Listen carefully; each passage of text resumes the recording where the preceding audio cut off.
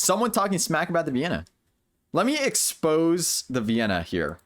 I'm going to expose the Vienna.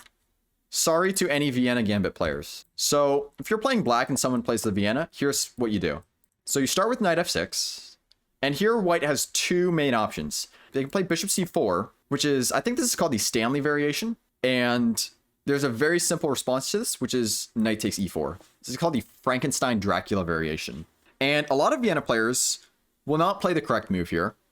They will either take here or they'll take here. That's not considered good for white, because if they take here, you get the center fork trick.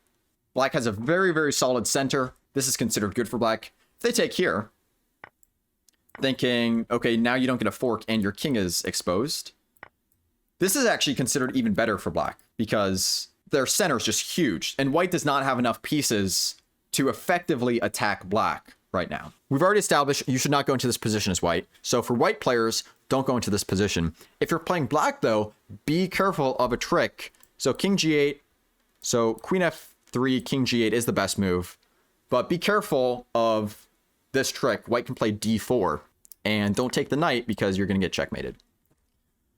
So I think d4 is actually the best move in this position here.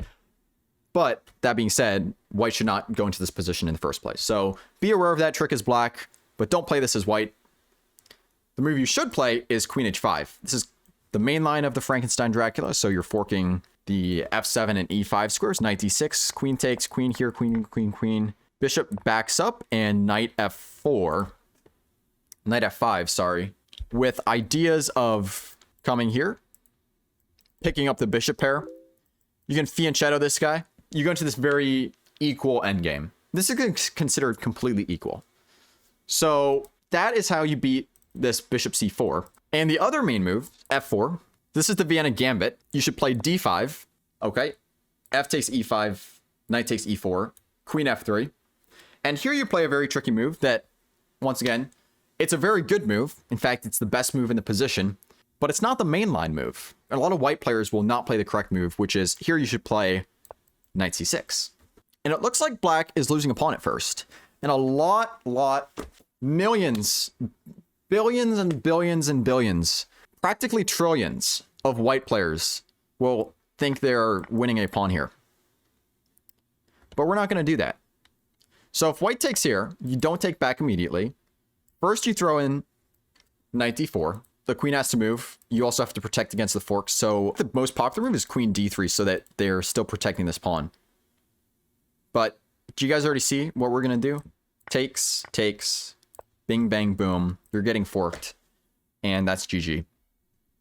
So this is not playable as white. So many white players try to win a pawn here and they just get roasted.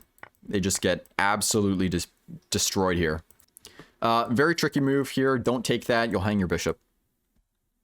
So the move white needs to play here instead is bishop b5. And here you should take, it doesn't matter which way white recaptures. You'll take back, queen h4 check, g6, queen e4 check, takes, takes, and white likes to take here a bunch. And okay, you're probably going to win this e-pawn. You have the half open b file. You get to play this position. I personally think this position is nice for black. You've got the bishop pair in the open position. You've got the half open b file. This pawn can be supported and this pawn cannot. So it's a very, very good chance you're going to win this e5 pawn. And that's how you beat the Vienna game. You can see here, I'm in the Masters database. Very, very well scoring for black here. So yeah, that's Vienna game. How to beat it. After knight e4, I like playing knight f3. Oh, okay. Okay, you play knight f3. Now this is really tricky because this is basically the reverse Stafford Gambit. And you can also get this position from the Four Knights Italian. Right? Like this.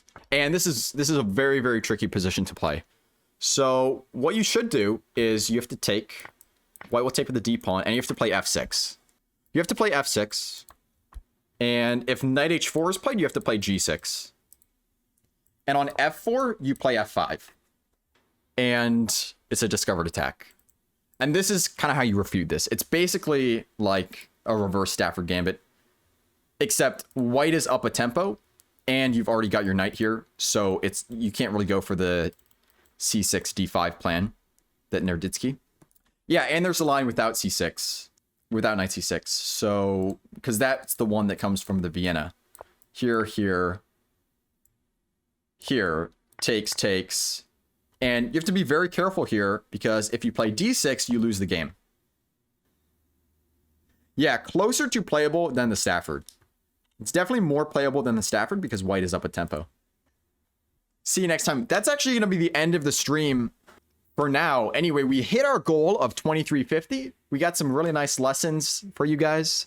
Thank you so much for being here. If you're watching on YouTube, be sure to like the video. Thank you very much for watching. Like and subscribe for more instructive chess videos.